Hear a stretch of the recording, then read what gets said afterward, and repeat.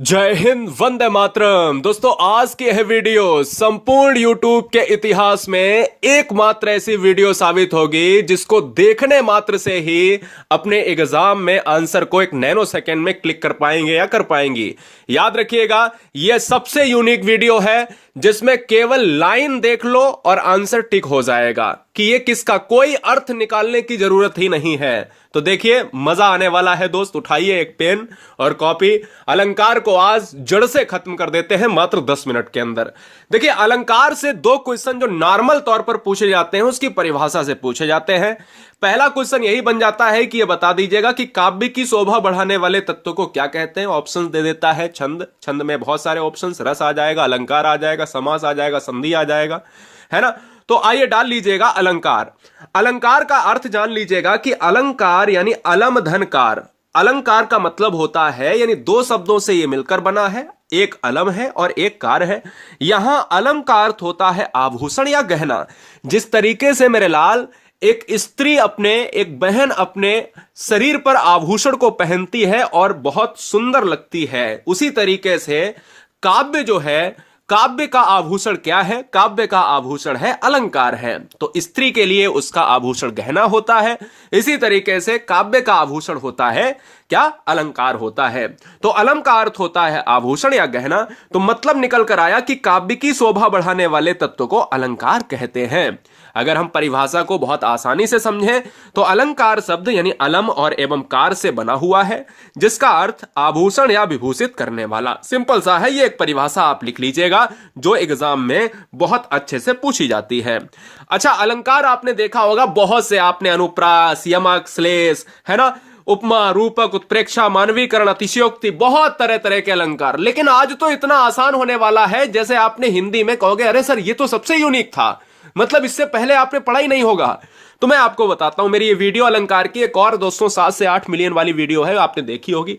तो अलंकार के भेद प्रमुखता दो प्रकार के माने जाते हैं। अलंकार दो प्रमुख प्रकार के, शब्दालंकार होता है, एक अर्थालंकार होता है, ठीक है ना। एक उभय अलंकार आता है, लेकिन प्रमुख रूप से दो प्रकार के अलंकार होते हैं, जिसमें शब्दालंकार में अनुप्रास, यमक, श्लेष, पुनरुक्ति वगैरह डॉट डॉट आ जाते हैं।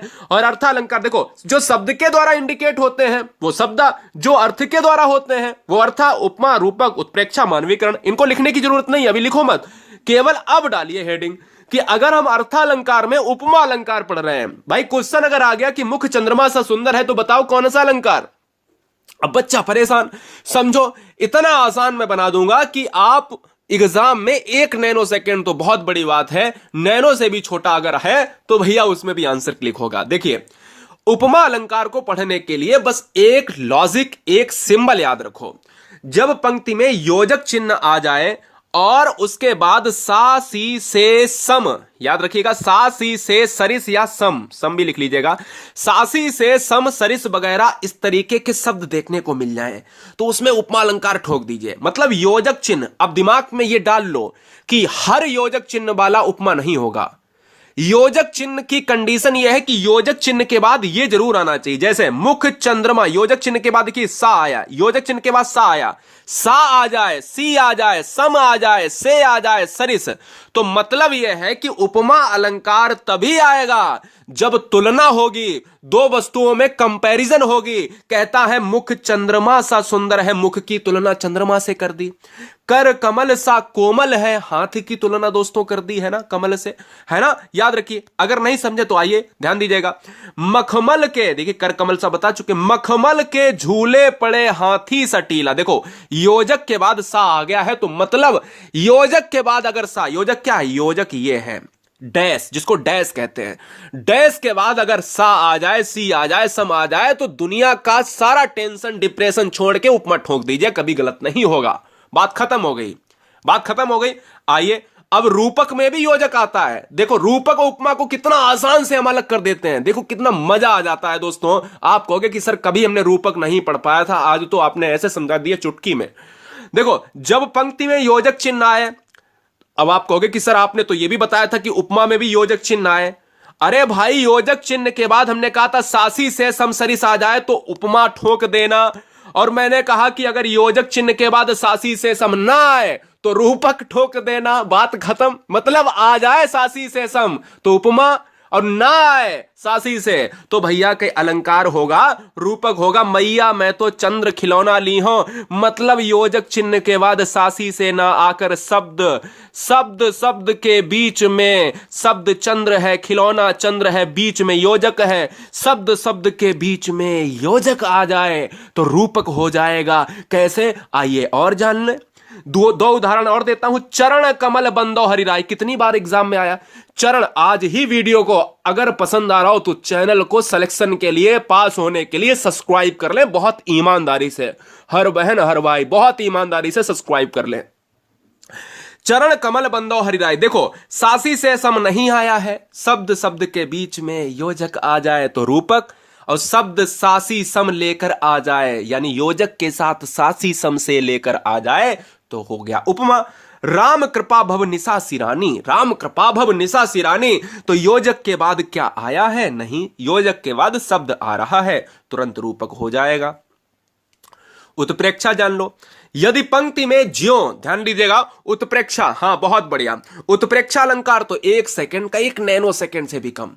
देखो उत्प्रेक्षा अलंकार यदि पंक्ति में ज्यों त्यों मानो इव मनु जनु जान मनहु जनहु इस तरीके से शब्द आते हैं, जनु जानो मनु मानो जनहु मनहु इत्यादि, जानो मानो टानो, है ना, ये शब्द दोस्तों आते हैं तो वहां क्या उत्प्रेक्षा अलंकार होता है। बोले सर कैसे? ट्रिक याद कर लीजिएगा, ट्रिक नोट कर लो कि जनु वर्षा ऋतु प्रकट बुढ़ाई, जनु आ गया। जनु देखो, नेत्र मानो कमल है, नेत्र मानो कमल है।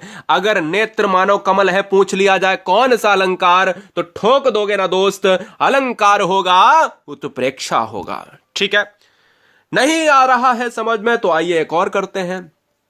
मैंने कहा जनु जानो मनु मानो मनहु जनहु, एक और लेता हूं कि जैसे सोहत ओढ़े पीत पट श्याम सलोने गात, मनहु नीलमणि शैल पर आतप परयो प्रभात। दो दोस्तों बताइएगा कि यह उत्प्रेक्षा अलंकार की ट्रिक नहीं है? बिल्कुल है दोस्तों, यही गुरुजी वर्ड आपको सिखाता है कि एग्जाम में कैसे टॉपर बने, किस तरीके से एग्जाम को टॉप करें। ठीक है ना, चलिए।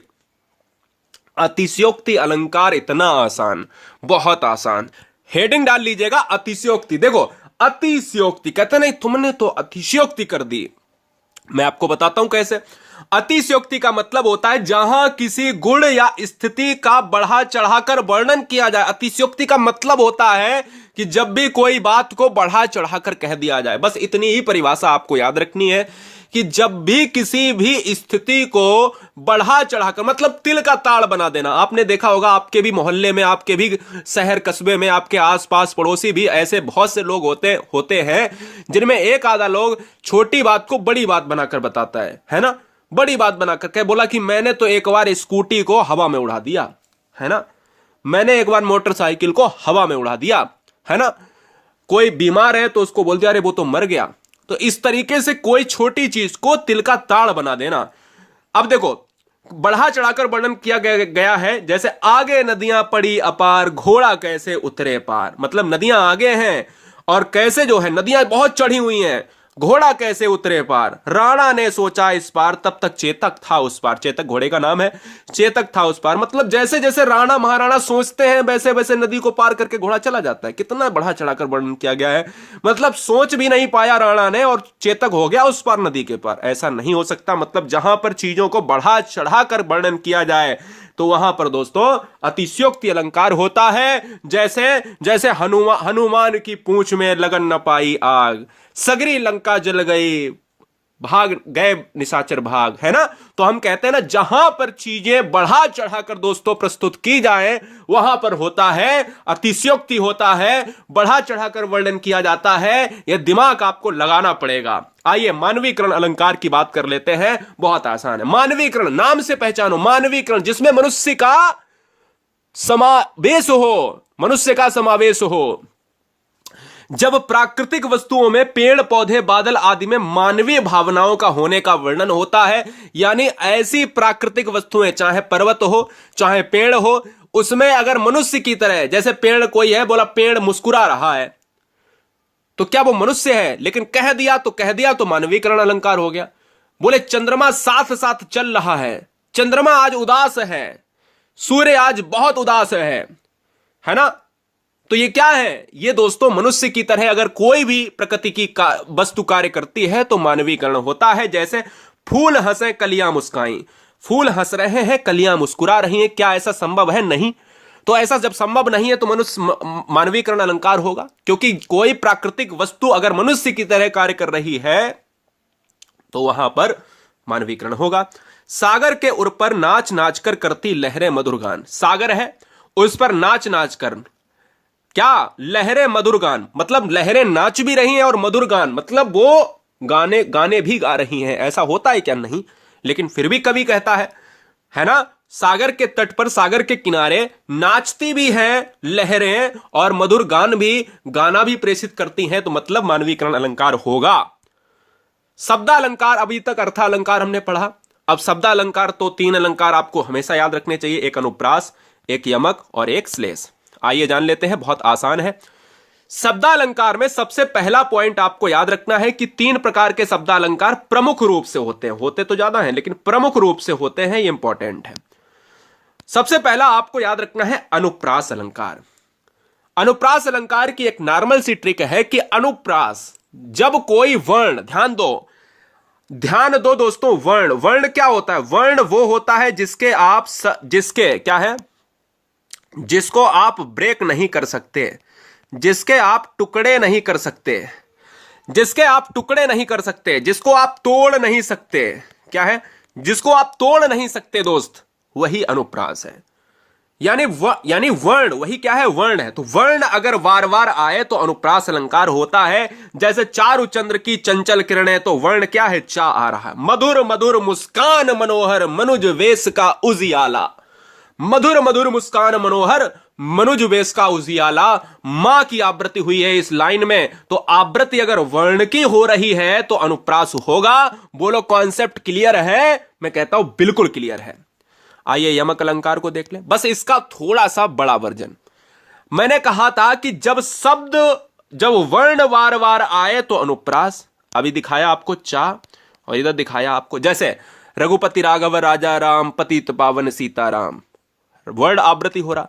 अब यमक में क्या है कि शब्द बार बार आए, एक ही शब्द बार बार आए, एक ही वर्ण बार बार आए तो अनुप्रास, एक ही शब्द बार बार आए तो यमक।